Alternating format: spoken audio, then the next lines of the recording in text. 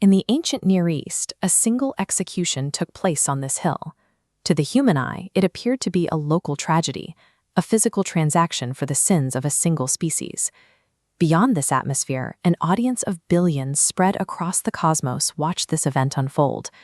Unfallen beings and angels from the furthest reaches of the universe were focused on this specific coordinate in space.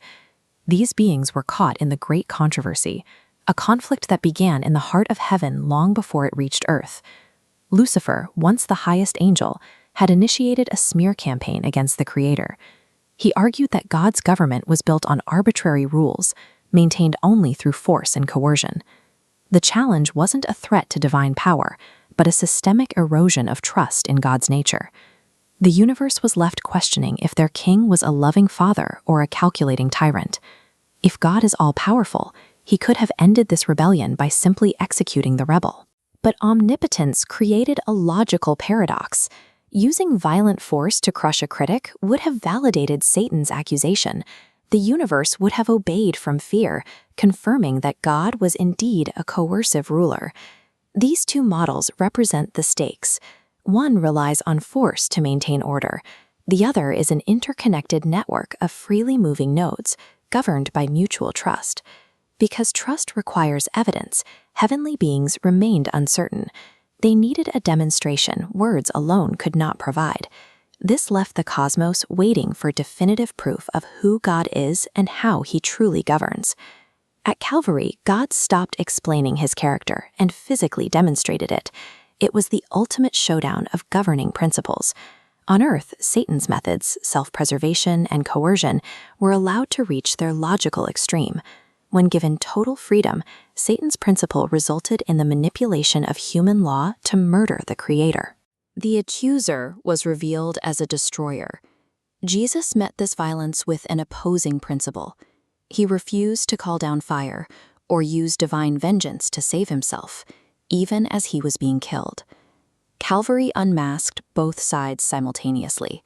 It proved that Satan's way leads to destruction, while God's power is rooted in self-surrender. God's law is a literal transcript of his character, an expression of love, truth, and freedom. Christ bore the full consequence of sin, the separation and death that sin naturally causes, without violating that law of love. This redefines divine judgment. When we see God as a judge, we are seeing him withdraw his protection, allowing the fatal results of sin to play out naturally, rather than striking from a throne. By accepting these consequences without retaliation, this nonviolent act dismantled the prosecution's case in the cosmic trial. The cross proved that God's justice and his love are the same attribute, answering every charge Satan had raised in heaven. Among the unfallen beings, the lingering questions were answered. They had seen the end result of both systems. Loyalty in the universe shifted. Obedience was no longer a response to a command, but a response to the revelation of truth seen at the cross. This brings us to eternal security. These chaotic paths represent a universe in doubt, eventually locking into synchronous orbits around a central truth. This stability is maintained by trust in God's character. Knowing he never uses force, they safely give their eternal allegiance. Rebellion has lost its appeal. By exposing the extent of his love, God secured the future of the cosmos against any future uprising. While the case is closed in the cosmos, the great conflict remains highly active among humanity on Earth.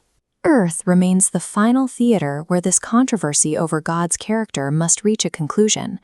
For the case to be closed here, the truth revealed at the cross must be understood and accepted by those still living in the darkness of Satan's misrepresentations. The final message to the world is an appeal to choose between these two proven characters, the one who uses force to save himself and the one who uses love to save others. To embody the cross today is to live out that same self-denial, reflecting God's non-coercive love to a world that still believes he is a tyrant. The great controversy reaches its final end when this revelation moves from the hill of Calvary into the lives of a people who fully reflect Christ's character, vindicating God's government before the eyes of the world.